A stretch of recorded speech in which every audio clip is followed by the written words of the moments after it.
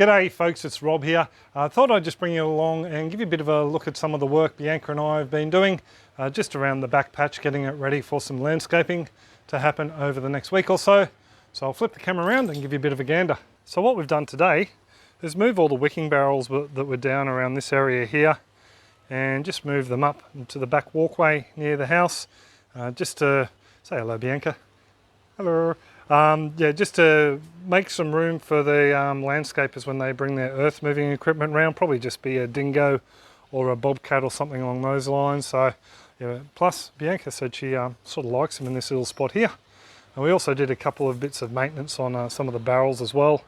The lemongrass, we culled a few, just basically pulled them out and throw them on top as mulch.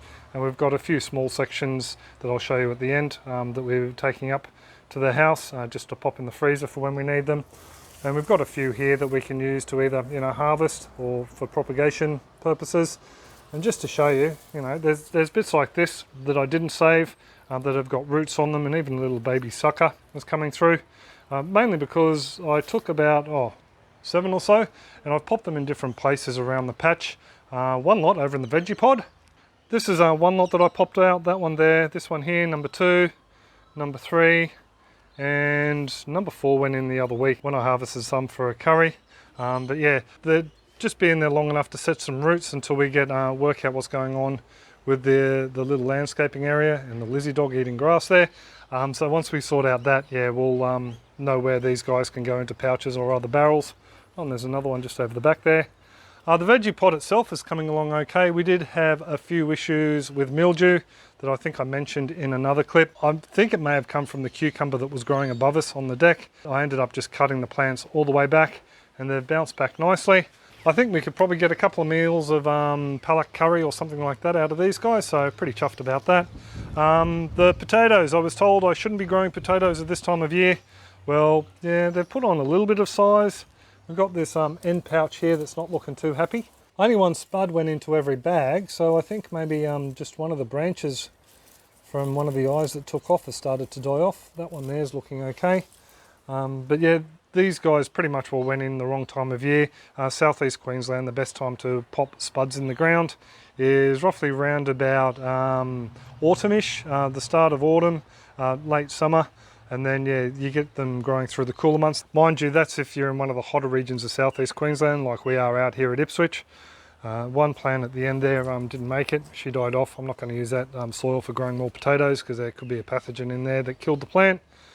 But yeah, I'll post a photo on the YouTube wall once we do a harvest of these, or I might include them in the clip. We'll wait and see. And just one more look at these rainbow chard. Very pretty plants. And we're just still working out bits and pieces to do with the aquaponics and that, so I'm just storing a couple of barrels over under here. So when the guys start moving earth around, they're not going to be in the way. That's Lizzie's pool for the hot days, got to bring that in. I'm going to have to move our pig and our rooster as well. Just a bit of a gander at the blueberries now. As you can see, they're very well protected with the netting. Bee came down earlier actually and did a nice sizable harvest from it. But as you can see, there's still more young blueberries on there, so we're going to get another lot out of there. So if the birds didn't take them, I think we would have got well over a kilo from the 4 plants. So yeah, it's just a bit of a shame. And Bianca is harvesting limes. The lemon, yeah, we snipped off a branch on the lemon and got a bit damaged, a bit manky. And we took the remaining 5 lemons that were on there off. They're not quite ripe yet. We're going to ripen them up inside the house. Unfortunately, once they get a little bit of a colour to them, the Queensland fruit fly hit the lemon. They don't touch the limes. As you can see, this one's gone fully yellow. And yeah, they haven't hit that at all. So for whatever reason, the fruit fly don't hit these guys, but they hit the lemons. There was a tray of plants down here and pavers. The pavers have all been picked up because they're going to get in the way. And these plants from here have just been moved over behind the root pouch bed, just in the tray, just out of the way. They're doing fairly good. This oregano over here really should have been taken off and dried. There's a new flush coming through down the bottom there, but the tall lanky bits, I suppose I could try striking them, but the only place I have to strike things at the moment is the aquaponics, and I really don't want to put too much in there because after the landscapers are done, we're going to start pulling all this down. So yeah, I might I don't know, I could pop them in this bed here along with the other lemongrass that I popped in earlier. But yeah, back to the oregano. I suppose I could just take it off and dry it and leave it up in the house. As you can see, there's all the new growth below. Oh, and that's just our little native ginger down in there bouncing back, and a tomato coming up out of nowhere. And as you can see, I took the pond out. The fish, the remaining firetail gudgeons, were pulled out and placed in the sump tank just for the time being, just to give them a home, and then they'll be relocated out of there later. I think I counted 12 of the fish all up. The reason why I did pull the pond down was because of mosquito larvae. The firetail gudgeons were keeping on top of them, but then at one point they just exploded in numbers. So I decided to, just get rid of it. The gudgeons weren't breeding fast enough to look after them. So the pond had to come out. Besides, we have other plans for this area down here. And it means I've got access to all these bits and pieces we have stored under here from when we were renovating. I haven't quite got them out, the old barbecue and rainwater tank and things like that. Down the back here, not a lot has changed other than we've tidied it up a little bit. May not look like it, but we have. And we're going to be digging out the soil from these two wicking beds here and using them to top dress the little levelled off terraced area. And then there'll be a bit of an update on what we're doing down here later, once we end up with a bit of a blank slate and know what we're working with. But the aquaponics, she's turned into a bit of a green wall again, with the hoe and knock and the Okinawan spinach. That's that one there. And the true cardamom sort of taken over. It hasn't been fed up for a while, so there will be a few deficiencies in the leaves. Not only that, you can probably make out up the top there, she's getting a little bit burnt. That's because we've had some days up over 100 degrees Fahrenheit, 40 degrees Celsius, and even the high 30s is a bit too much for this under this light shade cover. So it really does need, like all gingers, to live somewhere semi-shaded. I did have a couple of ginger, just back here in this root pouch, I did have a couple of ginger pop, and as you can see, the sun's just burnt them. It's just caned them because there's no protection here. They get full sun nearly all day. It's a bit of a furphy. Some people say you can grow them in full sun. I've never been able to grow ginger, and now it looks like cardamom in full sun, because they just keep burning off as they're shooting, so they need a little bit of protection. So I'm not too sure what I'm going to do here, whether we're going to put a shade cover over the top or not. The one exception we have found actually in the ginger family are these galangal. They tend to grow fine in full sun, but it's just the true ginger, now the cardamom and the turmeric that I've found don't do too well in full sun. And yes, the poor little comfrey dried out.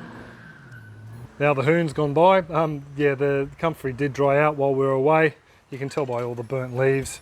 She needs a little bit of a drink. Bianca actually wants to get this out of here in a bit of a swale banky thing we're making. So a lot of these plants have just been popped in barrels until we knew what we were doing with the yard. And Bianca did just point out that we're getting a flower on the galangal already. Bianca's just told me I need to take a wander down here and show you the black turmeric. She is flowering still. I'll give you a bit of a look under here. Don't know how much of it you can see because I popped the mulch in earlier. But yeah, we're still getting a few flowers off of her. There's one just wedged down the side here, a newer one from last time I showed it. And yeah, I have mulched it up. A lot of the pouches and the barrels and bits and pieces got some compost and covering of sugarcane mulch today. Busy first day back from the holidays. As you can see, there's a little bit of a heat stress on the turmeric as well, just where it's got a little bit sunburn. That's because normally there was some shade cloth over the top here.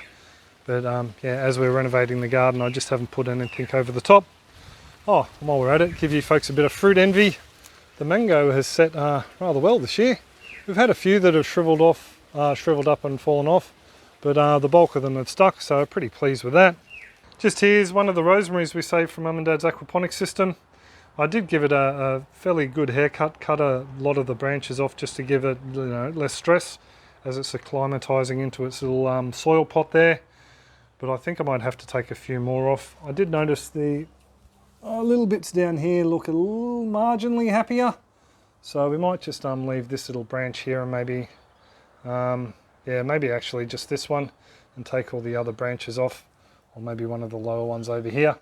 And see if that helps her bounce back. We do have a couple of rosemary cuttings over in the aquaponics. I popped them in the other day, just as a bit of a insurance policy when I cut her back. So we'll see if they take, plus there's some in Mum's aquaponics system as well. And just to give you a bit of a gander, at the harvest. There's another look at the blueberries there, and those lemons, and I think one or two of them, where did I see it? Yeah, this one's already been stung by the fruit fly. Bianca, language. So I think the others we're going to let ripen up in the house, but I'd say that one's a goner. Just a couple of small stalks of lemongrass. They'll just go in the freezer and we'll pull them out as we need them for curries. And some limes. Oh, we'll go into this way. And some limes.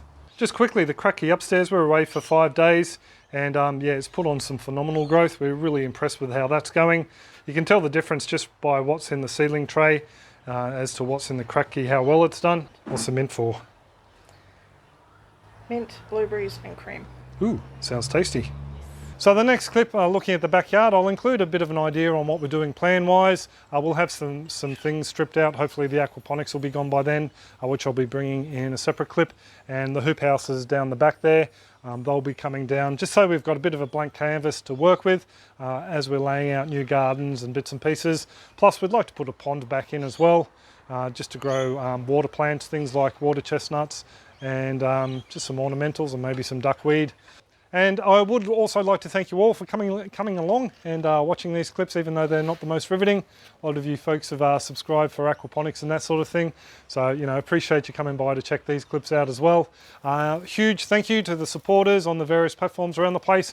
And a quick shout out and thanks to Tina and Sal for their very generous contributions that are helping to pay for the retaining wall. We really do appreciate it, folks. Also too, please check out our super contributors. Their links, including Sal's and Tina's, are down in the description below. So if you can pop over to their websites or their Facebook pages, really appreciate that. But I will pretty much will leave it there. Thanks once again for coming along and checking out what's going on in our fairly messy backyard. And I'll catch you later. Catches. I'm waiting for Bianca to say goodbye. Bye. Bye. See you folks, have a top one.